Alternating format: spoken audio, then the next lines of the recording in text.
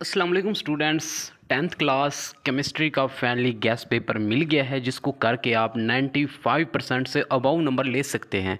ये मैं ऐसे नहीं कह रहा, लफ्ज़ी गोलाबारी नहीं कर रहा। आप इस गैस को करें, जाएं, पेपर दें, फिर आके मुझे बताएं।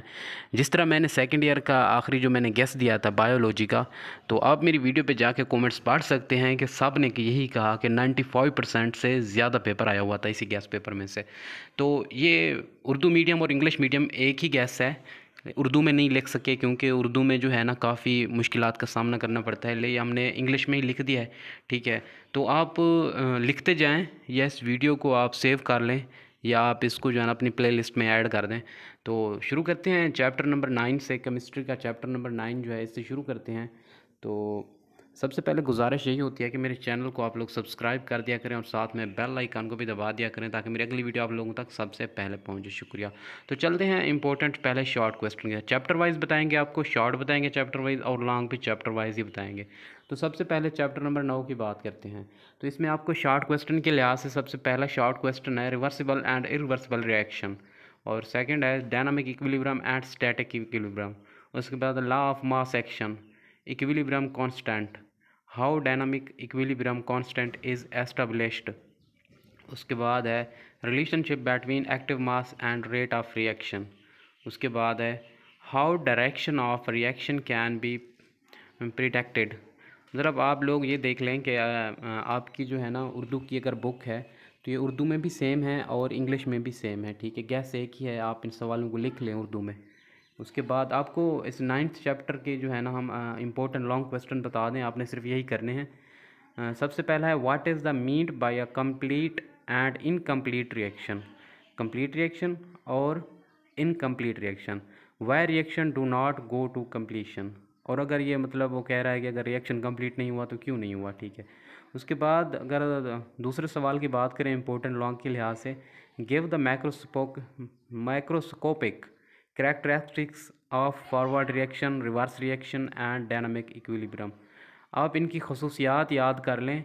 Macroscopic scopic forward reaction, reverse reaction and dynamic equilibrium, इनकी जो है ना आप खसूसियात याद कर लें। उसके बाद है आपका थर्ड जो है ना वो है state the law of mass action and drive the expression for the equilibrium constant for a given reaction A plus plus C D plus general reaction. ठीक है, तो ये आप मतलब देख लें, आपकी बुक में है, आप इसको कर लें। उसके बाद explain the importance of equilibrium constant, मतलब कांस्टेंट इक्विलिब्रियम के जो है ना अहम इम्पोर्टेंस हैं जो, उनको आप देख लें। उसके बाद describe a reversible reaction with the help of an example and graph. ठीक है, ये आपका चैप्टर नंबर 9 हो गया। और चलते हैं चैप्टर नंबर 10 की जानब। तो चैप्टर नंबर 10 में आपके जो शॉर्ट क्वेश्चन है बहुत ही कम है। Define acid and base according to Arrhenius. उसके बाद है write limitation of Arrhenius concept, मतलब अरहेनियस कॉन्सेप्ट की जो लिमिट है वो आप लिखें। उसके बाद है what is the Bronsted law theory, मतलब ब्रोंस्टेड लॉरी थ्योरी, ये आप देख लें। उसके बाद ये शॉर्ट हैं। उसके बाद differentiate between lowest acid and base. उसके बाद है why H plus ion acts as a Lewis acid. ठीक है, उसके बाद 6 शॉर्ट क्वेश्चन आप लोगों का।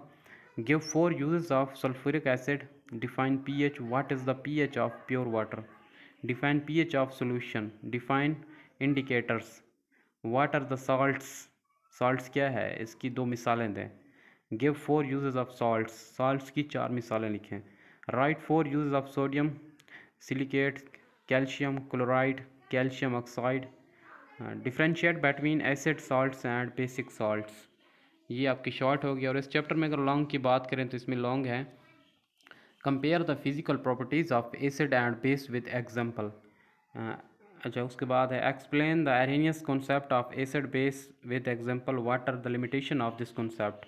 उसके बाद है explain lowest concept and acid and a base, what are the indicator, how they are use to determine pH of acid base and natural solution, मतलब क्या इंडिकेटर क्या है और इसको पीएच डिटरमाइन करने के लिए किस तरह यूज़ किया जाता है एसिड की pH, basic and natural solution की। उसके बाद है define salts, explain their characteristic uses of some important salts, 6 give application of some important basis. उसके बाद है explain Bronsted Lowry concept an acid and base with example. अच्छा, उसके बाद यूनिट नंबर 11 है। इसके पहले शॉर्ट क्वेश्चन देख लें। Define vital force theory. उसके बाद right definition of organic compounds. Define catenation. मतलब ये बिल्कुल ही जो है ना इजी क्वेश्चन है। आप अगर उर्दू में मीडियम में हैं तो उर्दू मीडियम में तो इंतहाई इजी हैं, और इंग्लिश मीडियम वाले भी इजी उनको लग रहे होंगे। उसके बाद है briefly explain molecular formula with example. उसके बाद है right functional group of alcohol. उसके बाद है हाउ कोल इज़ फॉर्मेड। उसके बाद है define functional group. Functional group की तारीफ़ करें। What is dot and cross formula. Dot और क्रॉस फार्मूला क्या है। Define open chained cyclic compound. उसके बाद है मतलब इसकी ओपन चेन और साइक्लिक कंपाउंड जो है ना इसको तारीफ़ करें। Define alicyclic non benzenoid compound. मतलब इसकी benzenoid compound non benzenoid compound और एल्साइक्लिक तारीफ़ करें इनकी, ठीक है। उसके बाद है 11 question. Define heterocyclic compound with example. मतलब हेट्रोसाइक्लिक कंपाउंड्स की तारीफ़ करें और इसकी एक मिसाल दें, ठीक है। इसका और एक है define isomerism. How many isomers pentane have. मतलब आइसोमेरिज्म की जो है तारीफ़ करें और ये कितने इसके पेंटेन रखता है ये, ठीक है। उसके बाद आप इसके इम्पोर्टेंट लॉन्ग क्वेश्चन की बात करें तो right note on classification of organic compounds. Organic compounds की जो है ना क्लासिफिकेशन जो है उसकी उसको आपका ये लॉन्ग है, इंपॉर्टेंट है। उसके बाद compare the general characteristics of organic and inorganic compounds. उसके बाद define homologous series, write its characteristics. उसके बाद define functional group, explain the functional group of alcohol other aldehydes, ketones, carbocyclic acid esters etc। उसके बाद है explain the meaning of molecular formula, structure formula, अच्छा condensed structural formula and electronic formula. उसके बाद है आपका यूनिट नंबर 12। इसके important short question की बात करें तो वो है define hydrocarbons, define open chain hydrocarbon and closed chain hydrocarbon. इन दोनों की तारीफ़ करें। अच्छा, what are the saturated and unsaturated hydrocarbon. Saturated और अनसैचुरेटेड कार्बन की तारीफ़ करें। उसके बाद है why alkanes are called paraffins. मतलब अल्केन्स जो है ना पैराफिन क्यों कहलाती हैं। What is the mean by hydrogenation of alkenes. उसके बाद है give uses of ethane and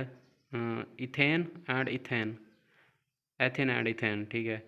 उसके बाद इसके लॉन्ग क्वेश्चन है define hydrocarbon, how are they classified, explain method for preparation of alkanes and alkenes.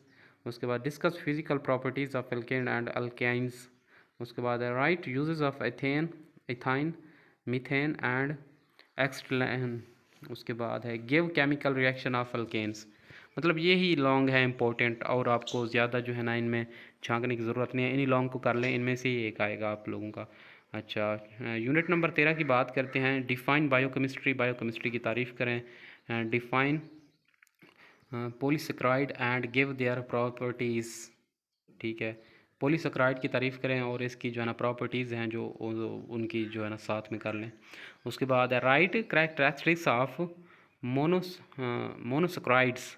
उसके बाद है define amino acid, give its general formula. उसके बाद है differentiate between essential and non essential amino acids. देखिए कितनी ये इजी क्वेश्चन है, कितनी इजी क्वेश्चन है, आप लोगों के मज़े खुल गए हैं इस बार। तो ये गैस आप कर लें तो आप मैं कहता हूँ कि आपके बहुत ज़्यादा नंबर आएंगे। अच्छा, right source and use of vitamin A, vitamin D. Vitamin D और विटामिन डी और विटामिन ए का जो है ना सोर्स एंड इन्हें इस्तेमाल लिखे हैं, ठीक है। उसके बाद कह रहा है carbohydrates and there uses. Carbohydrates की तारीफ़ और इसका इस्तेमाल, ये शॉर्ट क्वेश्चन के लिहाज से है। Differentiate between ghee and oil. देखिए कितना ये इजी क्वेश्चन है।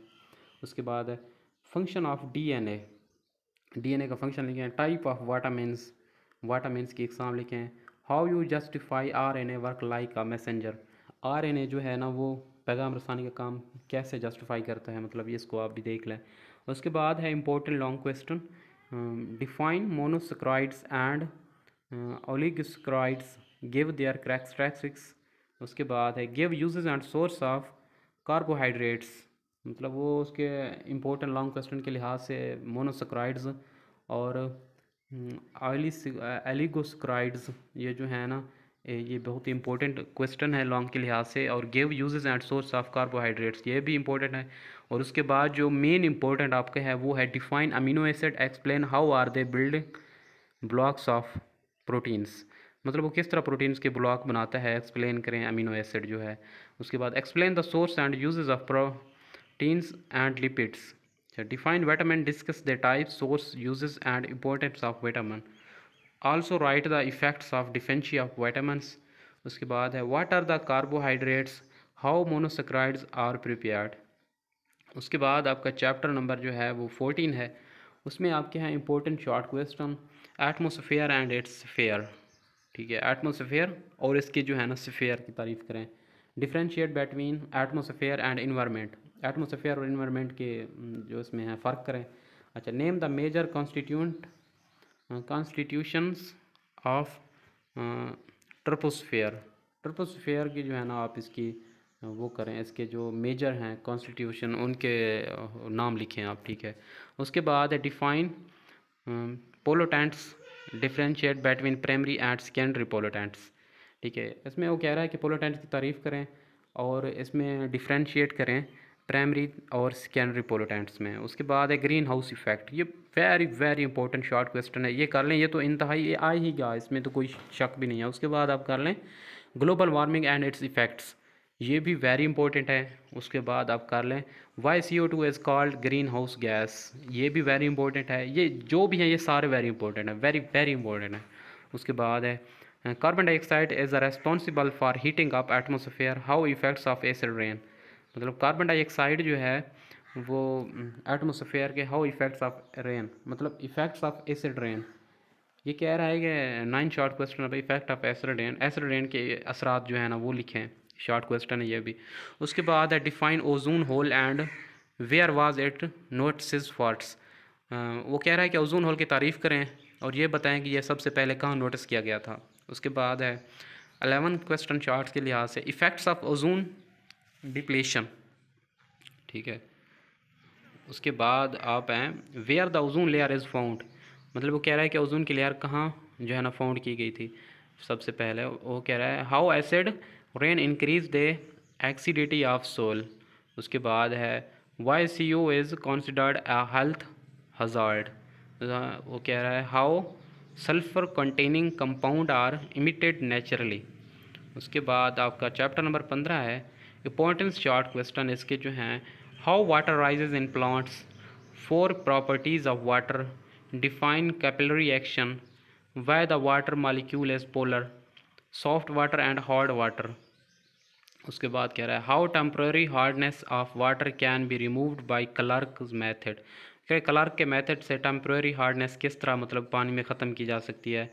अच्छा, पानी किस तरह ख़त्म कर सकता है। उसके बाद है define boiler scale, how are they removed, boiler scales के हाउ आर दे रिमूव्ड, ये कितने तरीके से मतलब ये रिमूव किया जा सकता है। अच्छा, why are pesticide and fertiliser used, मतलब पेस्टिसाइड एंड फर्टिलाइज़र का यूज़ क्यों है। उसके बाद why non polar compound are insoluble in water. उसके बाद है how water rises in plants. उसके बाद है डिसएडवांटेज ऑफ डिटर्जेंट्स, मतलब डिटर्जेंट्स के नुकसानात लिखें, name some water borne disease. अच्छा, उसके बाद लिखे डिफाइन फ्लोरोसिस। उसके बाद आपका जो यूनिट नंबर इसमें लॉन्ग आपका नहीं आएगा, इसलिए इसमें लॉन्ग मैंने नहीं दिखाया, 15 का जो है ना लॉन्ग नहीं आएगा, तो इसलिए मैंने इसका नहीं दिखाया। अब यूनिट नंबर 16 है, यूनिट नंबर 16 में आप देखें तो इसका जो है ना सबसे पहले डिफाइन मेटलर्जी, उसके बाद डिफरेंशिएट बिटवीन मिनरल एंड ओरिज, उसके बाद स्टेट ग्रेविटी सेपरेशन, उसके बाद इलेक्ट्रोमैग्नेटिक सेपरेशन, उसके बाद है define roasting, how is it carried out. अच्छा, उसके बाद है raw materials of Solvay process, advantage of Solvay process and petroleum. उसके बाद है फॉर्मेंटेशन ऑफ पेट्रोलियम, ये very very important short question, formation of petroleum. ये लॉन्ग के हिसाब से भी आ सकता है और शॉर्ट के हिसाब से भी आता है, ये शॉर्ट आएगा, ये लॉन्ग आएगा इनमें से लाजमी। How roasting is carried out. उसके बाद है differentiate between crude oil and residual oil, ये भी वेरी इंपॉर्टेंट है। उसके बाद differentiate between diesel oil and fuel oil, ये भी वेरी वेरी इंपॉर्टेंट है। उसके बाद which raw material are used in the manufacturing of urea, ये तो लॉन्ग के हिसाब से आएगा, लेकिन यहाँ शॉर्ट के अगर गैस में आया है तो ये शॉर्ट भी आ सकता है, ये लॉन्ग या शॉर्ट आएगा ज़रूर, ये वाला मैन्युफैक्चरिंग ऑफ यूरिया वाला। उसके बाद है how HCO3 is converted into Na2CO3, ये छोटा सा है, इसको भी आप देख लीजिएगा। अच्छा, ये आपका था गैस पेपर, ठीक है, ये जो मैंने आपको प्रोवाइड किया है ये आपका गैस पेपर था। आप इसको कर लें, इंशाल्लाह आपका पेपर जो है ना पूरा 100% हो जाएगा, आपका कोई ऐसा क्वेश्चन नहीं बचेगा कि जिसको आप छोड़ कर आएंगे। अभी आपके पास 2 दिन का वक्त है, आप इसको कर लें। उसके बाद जो है ना इंशाल्लाह मिलते हैं अगली वीडियो में, आपको लास्ट गैस पेपर भी देंगे, लेकिन ये गैस पेपर आप लाजमी जल्दी से कर लें, क्योंकि इसमें कुछ ज़्यादा नहीं है, एक चैप्टर के तकरीबन कोई 10 सवाल हैं, ये कोई ज़्यादा नहीं है एक चैप्टर के 10 सवाल, अगर देखा जाए तो शॉर्ट के लिहाज से 10 क्वेश्चन ज़्यादा नहीं है। ये कर लें, मैं आपको MCQs भी प्रोवाइड करूँगा और भी मैं आपको जो है ना गैस पेपर प्रोवाइड करूँगा, लेकिन फ़िलहाल के लिए आप ये कर लें, ये आपका जो है ना बिल्कुल ये इम्पोर्टेंट है आपका।